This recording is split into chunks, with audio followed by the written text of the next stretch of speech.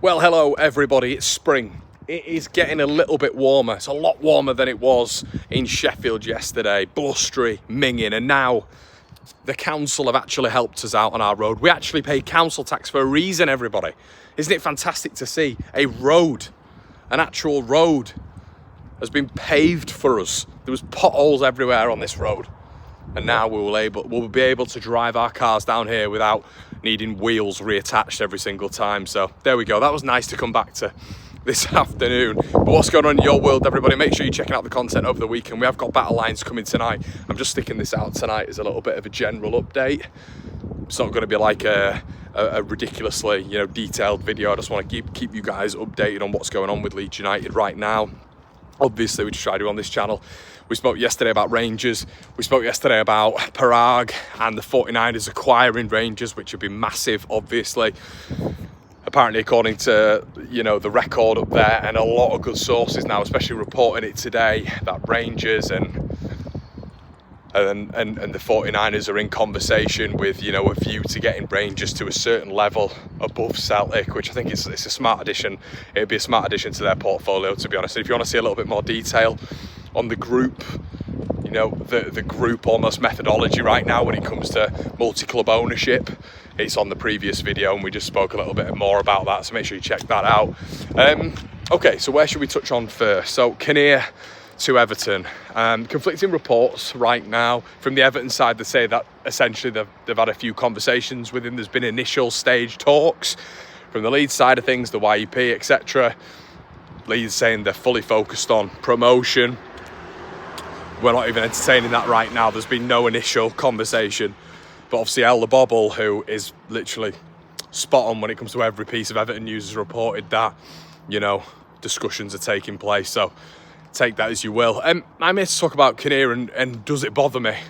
Everton fans, I've been having a few Everton fans messaging me and asking what's he like and all this sort of stuff. He's a smooth operator, good talker, excellent communicator.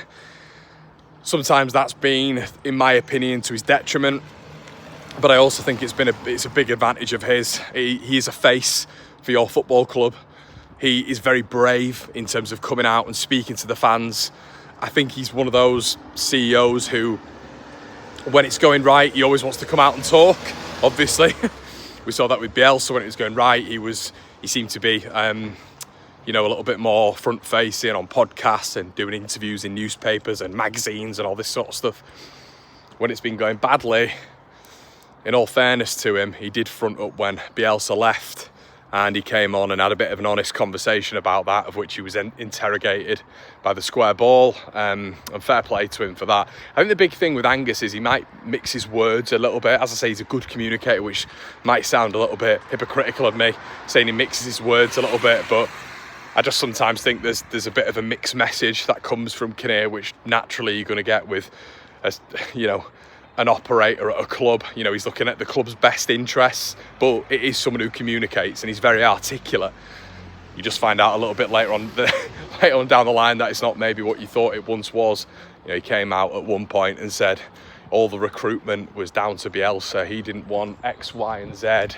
Bielsa this, Bielsa that, and I didn't pin the blame to Bielsa, but there was connotations of that. You then figure out a little bit later on down the line that it was almost arced in a way of, we wanted to bring people in, but Bielsa just didn't want anyone. And it's like, well, which is it?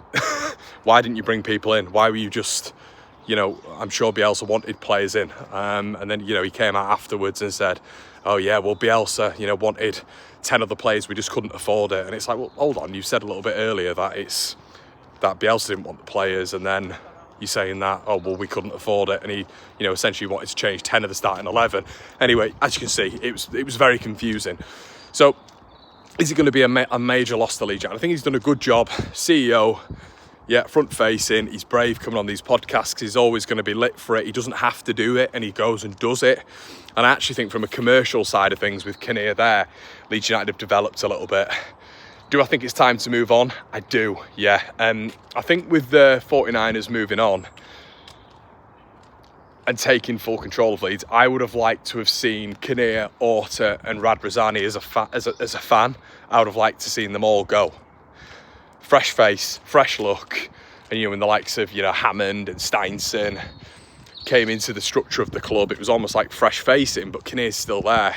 And it still just takes you back to an ownership and a structure and a framework which was better than one before Radrizzani. But the one before Radrizzani was an absolute you-know-what show. And still, when Radrizzani was there, the framework was still a little bit fragmented. There wasn't a structure there, in my opinion, even though people like Kinnear and Orta were somewhat doing the jobs well. But there wasn't that much of a structure there, but that is top down. And it did feel at points that obviously Radrizzani would give a lot of responsibility to Kinnear and Orta, and they were, as a pairing, responsible for probably the worst transfer in history at this football club. And if you guys aren't aware, that was Jean-Kevin Augustin coming to Leeds. I don't think he played more than 30 minutes. Leeds paid about 35 million for him. Went to court, had to pay him his wages, went to court, were in legal battles with Leipzig over an obligation fee that Leeds had to pay. It was chaos, and that was all headed by Kinnear and Orta, because we know all that responsibility from Radrizzani was given to Orta and Kinnear because he didn't know that much about football. Or, well, he tried, but even Radrizzani admitted after he left that the framework that wasn't that good, and it was a little bit meek and mild. He was also here in the acquisition of Bielsa. He went out, and him and Orta as a pairing, they got the great one. They got Marcelo Bielsa, and we're in this position right now because of people like Angus Kinnear. Essentially, we start to get to the Premier League, and we were languishing in 13th, 15th every single season. It was dead at Leeds. It was horrific. Kinnear, Radrizzani and Orta, obviously, all were there. Got Bielsa on board, and that's when the good times started to roll. That's when we went up to the Premier League. We've come down now, but we've come down now with parachute payments. We have that financial might to be one of the strongest, lucrative teams in the division. That is all because of Leeds getting up initially and getting Bielsa through the door, and that period and that time happening. And that was all down to Kinnear, Orta, Radrizzani, ultimately. So you've got to give them credit for that. You have to give them credit for that. There's a big plus sign there. But one niggle for me as well was the absolute atrocity and embarrassment, not only of the Jean-Kevin Augustin deal, but alongside that of the absolutely abhorrent club badge, of which, and this is where the lies kind of come in when it comes to the PR standpoint of Leeds United. We were told that, 80%, or there was an agreement that 85% of the fan base absolutely wanted this new badge, and that just never happened. And they told us that this happened. Everybody loved the new badge, and that's why we went with it, and that was just pure lies. So that's kind of the other side of it, really. And to be fair to them, they took it down. They listened to the fans. Maybe an ownership model wouldn't have done that, but we knew the previous ownership model, Radrizzani in particular, enjoyed listening to the fans over a glass of Ribena, I'll say, on a Friday and Thursday night. So, there's lots of ways to look at this. Kinnear's done a really good job, in my opinion. He's come in choppy waters. He's been a face of it, because we wouldn't have had a communication standpoint from Victor Orta, who was like a petulant child at points when he got things wrong, and when he got things right as well. He'd let you know if he got things right. Radrizzani, I don't think should be anywhere near any sort of communication level. So when it was at a point of which Leeds needed that voice, Kinnear was that, and Everton have not had that for years. Just that front-facing guy who can talk to the fans, who can hold meetings, but with supporters groups, etc. And he's been at West Ham, he's been at Arsenal, and he's been successful, and he has been successful at Leeds United. But I do think there's a time here where he needs to move on. I think Leeds need a fresh face in person in that role. I think this guy was still here because of a transitional phase for the 49ers. And I think it makes sense for both parties. I think, initially and maybe, for a decent period, he'll be a good CEO if he does go to Everton. They'll enjoy that. They'll enjoy his sort of smooth words and his articulate nature. They'll enjoy that.